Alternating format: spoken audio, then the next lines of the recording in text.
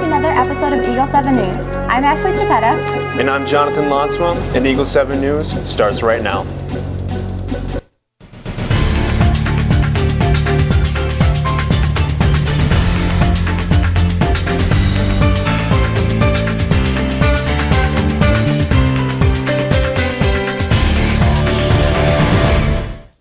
Over spring break, a number of our Eagle 7 staff are traveling, some around the country and some abroad.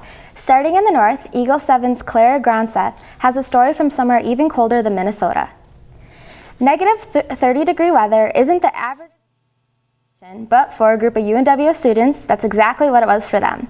The 15-member team spent their first 2 nights in Anchorage, Alaska, where they volunteered at the local Boys and Girls Club. The rest of the time was spent about 8.5 hours north in Fairbanks, Alaska, where the team volunteered at the yearly Iditarod Dog Sled Race.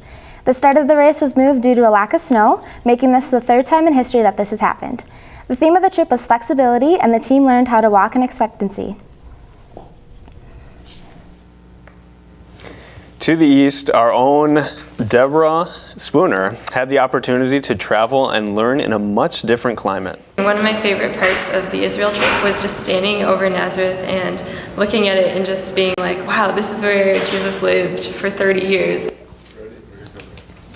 Every 2 years, Northwestern offers a trip to a biblical destination, and over this spring break, a group of about 50 students, faculty, and family members had the opportunity to walk in the footsteps of Jesus in Israel.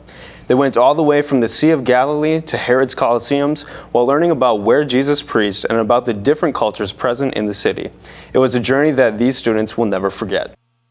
I would say definitely go on a trip like this. It was super, super cool and really brought the Bible to life.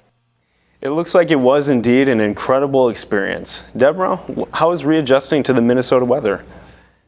Yes, readjusting has been a bit of a challenge as I flew in and saw the snow that we all had to kick off our Quad 4. But as we can see, the snow is going away a little bit. It's about 48 today. And as we look into the weekend, it's going to continue to get a little bit warmer. We'll have temperatures that are up in the 50s on Sunday and Monday. But then by the time we get over to Tuesday, it'll be back to 41, which actually for March in Minnesota, that's about the average high. So it's pretty typical here, and warm weather hopefully will be coming soon. That's it for weather. Thanks, Deborah. Well, there's a brand new show that premiered last night, and it's practically perfect in every way.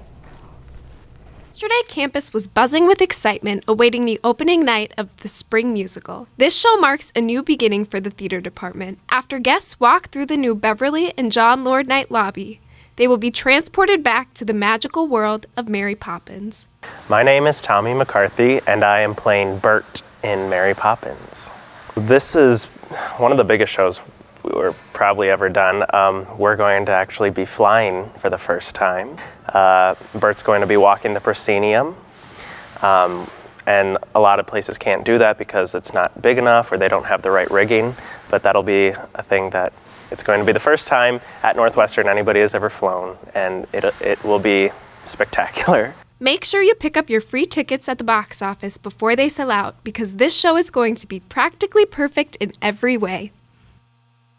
Down south, things were bright and sunny for some familiar faces here at Eagle 7. David Calso got the story from Florida. Northwestern students recently traveled to the National Religious Broadcasters Conference held in Orlando, Florida. While attending the conference, the students had the opportunity to participate in a 24-hour challenge sponsored by Christian Vision. The students formed teams in radio, film, and TV news. We caught up with each team poolside to ask them about their experience. Definitely this poolside view and everything. The resort is just gorgeous, and just getting to experience it for free is pretty great. It's a great opportunity to get out there, like Logan was saying, and network with other teams, to hear representatives from other schools. Yeah, it's more or less the same. Basically, they made actually the rules a little bit simpler this time. We had all of our materials given to us that we had to incorporate into the story. And then usually there's this long-winded kind of preachy thing that we need to incorporate as a quote in the film. Luckily this year, with a new sponsor, we actually made it a little bit shorter and less cliche, so I think that really turned out really well. Overall, Northwestern had a large showing in the awards ceremony, with film and news taking first place, as well as a third place for one of the radio teams. So what are you guys going to do now that you've won? We're actually going to the Wizarding World of Harry Potter tomorrow, so I'm pretty pleased about that. What he said. Well, it's been a great week here in Florida, and we're sad to see it end. For Eagle 7 News, I'm David Kelso. Check online to see the films, audio productions, and our newscast from the competition. Mark, how are the sports looking? Thanks, John. While most students went home for spring break, UNW athletics stayed busy. Men's lacrosse picked up their first win in program history with a win over the University of Dallas last week, while women's lacrosse has won 4 in a row. The latest coming against the University of Dubuque at home, 15-10. They will compete against Elmhurst College in Illinois on Saturday. The men's squad will travel to Illinois today to face Monmouth College. Congratulations to Nathan Enstrom for being named as a UMAC Player of the Week, and congratulations to Tyler Osborne, not just for being named a UMAC Player of the Week, but for becoming the NCCAA Student Athlete of the Week. On that note, the baseball team will host Presentation College in a pair of doubleheaders Friday and Saturday at Reynolds Field. Finally, congratulations to basketball players Will Gisler and Porter Morell for being named to the All-NCCAA All-Regional team. The seniors finished up the careers at UNW, both in the 1,000-point club, and will be sorely missed this next season. That's your sports wrap-up for the week. Back to you guys. Thanks, Mark. The election might be over in America, but the election result is still being debated over in Washington, D.C. Over spring break, Eagle 7's Brett Martin got the inside scoop directly from Washington. Mr. Gorbachev, tear down this wall. Ask not what your country can do for you. Ask what you can do for your country. I have a dream. America, a land known for opportunities, and a chance to live the American dream is facing the biggest political divide in our nation's history. Eagle 7 takes the inside look in Washington, D.C. I'm a Republican. I'm a vet, and for the first time ever in my life, I'm embarrassed to be both of those things. The problem is both sides are the problem.